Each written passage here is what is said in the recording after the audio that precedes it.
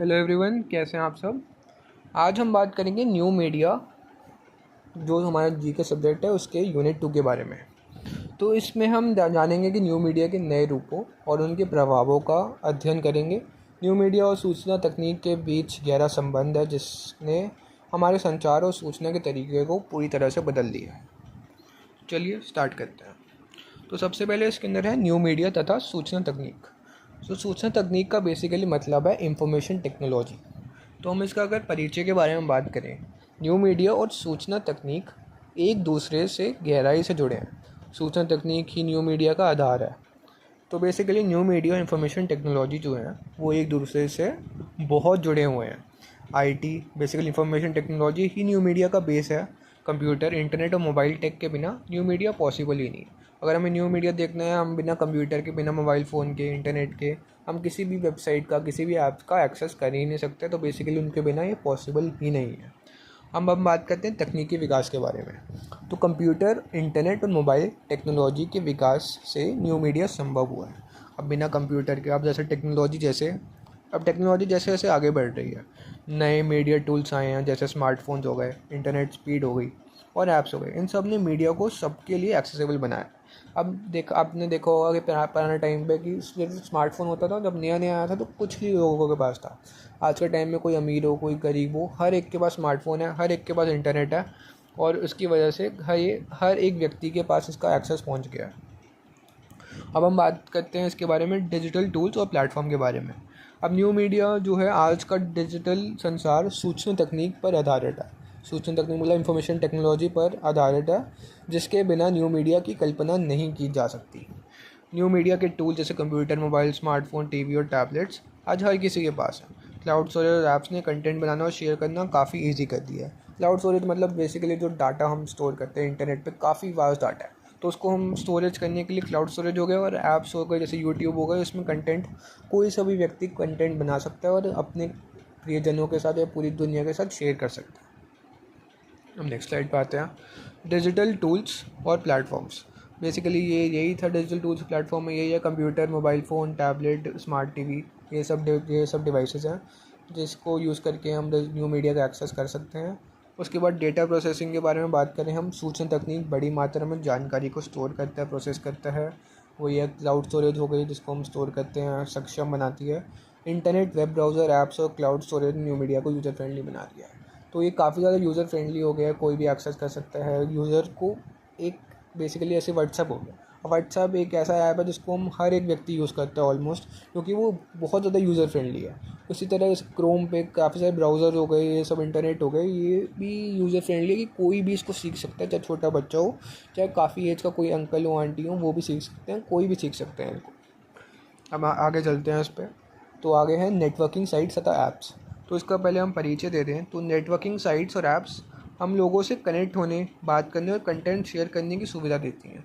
अब जैसे कि इसके अंदर होते हैं पॉपुलर प्लेटफॉर्म्स के बारे में हम बात करें, जैसे फेसबुक हो गया, Instagram, Twitter, LinkedIn, WhatsApp, Telegram. ये सब नेटवर्किंग के ज़रिए लोगों को जोड़ते हैं। हम फेसबुक पे, इंस्टाग्राम पे, किसी भी ऐप पे लोगों को फॉलो कर सकते हैं, उनको फ्रेंड रिक्वेस्ट भेज सकते हैं, तो उनसे हम कनेक्ट कर सकते हैं, उनसे जुड़ सकते हैं। आप प्रोफाइल, इसके अंदर आप क्या कर सकते हैं, प्रोफाइल बना सकते हैं, फ्रेंड्स बना सकते हैं, फ़ोटोज़ और वीडियोस शेयर कर सकते हैं, चैट और वीडियो कॉल भी कर सकते हैं। नॉर्मल कॉल की जगह हम वीडियो कॉल कर सकते हैं, किसी से भी चैट कर सकते हैं, चाहे वो दुनिया के किसी भी कोने में हो। तो ये उसकी सुविधाएँ हैं, ये नेटवर्किंग साइट्स तथा ऐप्स की। अब आगे चलते हैं, इसमें हम बात करते हैं नेटवर्किंग साइट्स की सुविधाओं के बारे में। तो पहली है इसके अंदर प्रोफाइल बनाना। अपनी प्रोफाइल क्रिएट करते हैं जिसके अंदर अपना नाम, ईमेल, फ़ोन नंबर वगैरह डाल सकते हैं हम। फ्रेंड फॉलो करना, अपने प्रियजनों को जिनको हम जानते हैं उनको फॉलो रिक्वेस्ट भेज सकते हैं, वो भी हमें फॉलो कर सकते हैं और हम उनसे फ्रेंड रिक्वेस्ट भेज सकते हैं डिपेंडिंग ऑन द प्लेटफॉर्म। आगे है पोस्ट डालना, फ़ोटो और वीडियो शेयर करना। तो हम इंस्टाग्राम पे अपनी फ़ोटो डालते हैं, पोस्ट डालते हैं, वही सब है। पोस्ट और वीडियोस डाल के हम इंस्टाग्राम, फेसबुक, कोई सी भी सोशल मीडिया पर शेयर कर सकते हैं। चैट और कॉल करना, व्हाट्सएप, टेलीग्राम के थ्रू हम मोस्टली चैट और कॉल्स ही करते हैं। स्टोरीज़ डालना, इंस्टाग्राम पे काफ़ी, इंस्टाग्राम, फेसबुक पे हम स्टोरीज़ डाल सकते हैं। Basically not like a post, but एक लोगों को अपनी तरफ एक स्टोरी डाल सकते हैं थ्रू इंस्टाग्राम, अदर प्लेटफॉर्म्स। उसके बाद व्यवसाय और समूह के बारे में बात करें, लिंक्डइन करियर नेटवर्किंग के लिए है। अगर हमें आगे जाकर जॉब चाहिए या फिर अगर आगे जाकर जॉब चाहिए तो लिंक्डइन के थ्रू हमें हज़ारों जॉब्स का एक्सेस मिल सकता है। इंस्टाग्राम और फेसबुक बिजनेस अकाउंट्स के लिए उपयोगी है। अब किसी को बिज़नेस करना है तो वो ये नहीं पुराने ज़माने में जैसे सिर्फ दुकान तक ही सीमित था बिज़नेस। आज के टाइम में अपने बिज़नेस को हम ऑनलाइन लेके जा सकते हैं, जैसे इंस्टाग्राम और व्हाट्सएप बिज़नेस हो गया।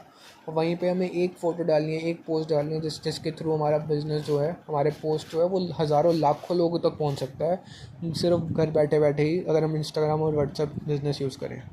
उसके बाद हम बात करते हैं ग्रुप्स, पेजेस और कम्युनिटी बनाकर समान रुचियों की चर्चा होती है।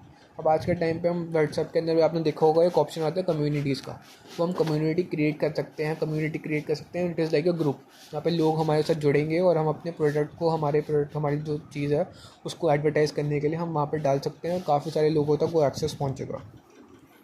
अब नेक्स्ट बात करते हैं सोशल मीडिया के प्रकार। तो सोशल मीडिया साइट्स होती हैं जैसे फेसबुक हो गई, लिंक्डइन हो गई। यहाँ पे सोशल मीडिया नेटवर्किंग साइट्स होती हैं जहाँ पे हम दूसरे लोगों से कनेक्ट करते हैं। माइक्रो ब्लॉगिंग साइट्स हो गई। माइक्रो ब्लॉगिंग मतलब जैसे हम छोटी जैसे ट्विटर होता है, उसके अंदर एक लिमिट होती है कि हम एक काफ़ी कुछ वर्ड लिमिट तक ही एक ट्वीट कर सकते हैं, पोस्ट कर सकते हैं। तो वही है माइक्रो ब्लॉगिंग, मतलब छोटा हो गया, और ब्लॉगिंग मतलब किसी चीज़ के बारे में हम जानकारी दे रहे हैं, कुछ कर रहे हैं। तो ट्विटर के अंदर हम छोटी पोस्ट डालते हैं, that is micro blogging site हो गई। उसके बाद वीडियो शेयरिंग प्लेटफॉर्म हो गया, जैसे यूट्यूब हो गया, टिकटॉक हो गया।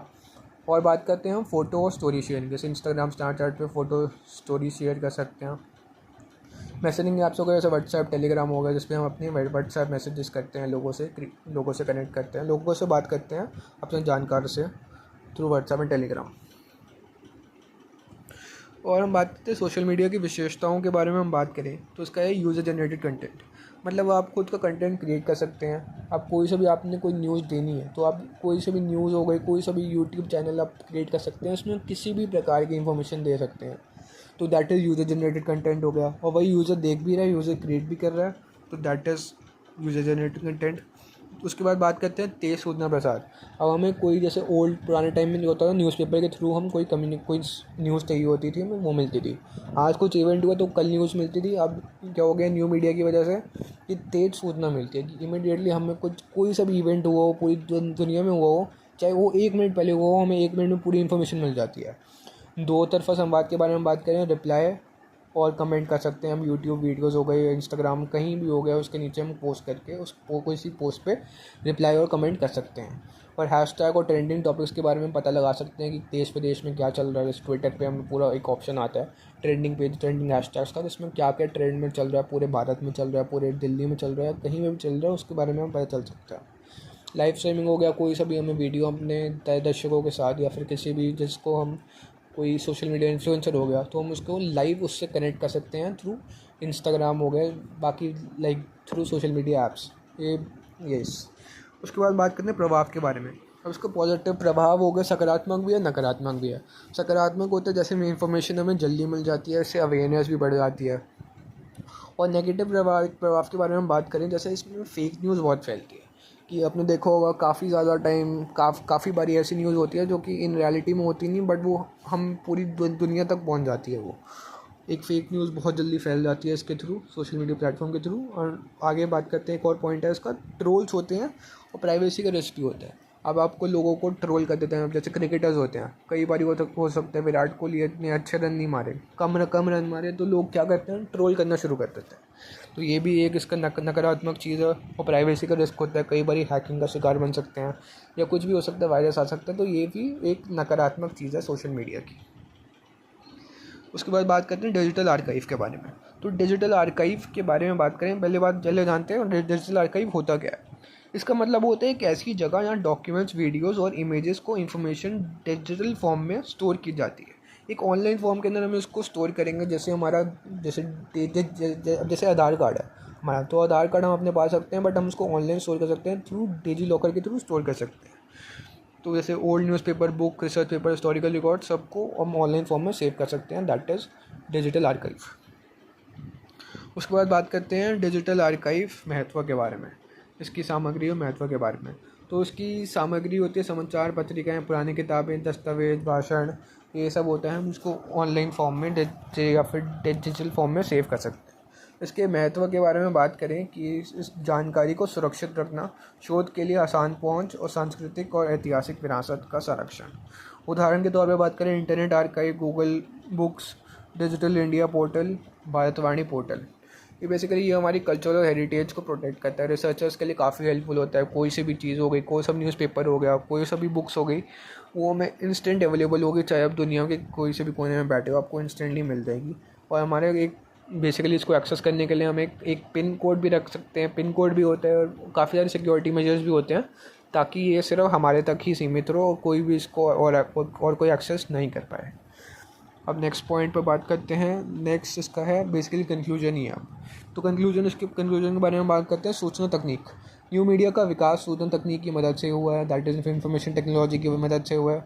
नेटवर्किंग साइट्स हो गई, लोगों को जोड़ने और संवाद करने के लिए नए तरीके प्रदान करने हैं। फेसबुक और लिंक्डइन के थ्रू हम नए नए लोगों से मिल सकते हैं। सोशल मीडिया और डिजिटल आर्काइव के बारे में बात करें, हर व्यक्ति को अपनी आवाज़ देने और जानकारी को सुरक्षित रखने का मंच मिला है। तो वही है, सबको यहाँ पे कोई भी वीडियो डाल सकता है, कोई भी पोस्ट डाल सकता है, सबको अपनी फ्रीडम है। कोई भी नॉर्मल व्यक्ति भी कर सकता है। जिम्मेदार उपयोग, इन तकनीकियों को समझदारी और जिम्मेदारी से उपयोग करना आवश्यक है। इट इज़ नेसेसरी कि इनको हम रिस्पॉन्सिबल वे से करें, अदरवाइज़ काफ़ी दिक्कत भी हो सकती है इसके थ्रू। तो बेसिकली इस प्रेजेंटेशन में हमने यही देखा है कि कैसे इंफॉर्मेशन टेक्नोलॉजी के साथ न्यू मीडिया का डेवलपमेंट हुआ है। सोशल मीडिया, नेटवर्किंग ऐप्स और डिजिटल आर्काइव ने कम्युनिकेशन और इन्फॉर्मेशन शेयरिंग को ईजी बना दिया है, लेकिन इनका यूज़ हम सबको रिस्पॉन्सिबली करना चाहिए ताकि इसका फ़ायदा सोसाइटी तक पहुंच सके। तो बेसिकली गाइस इस यूनिट में इतना ही था। अगर आपको वीडियो अच्छा लगे तो वीडियो को लाइक करना, चैनल को सब्सक्राइब करना, एंड थैंक्स फॉर वॉचिंग।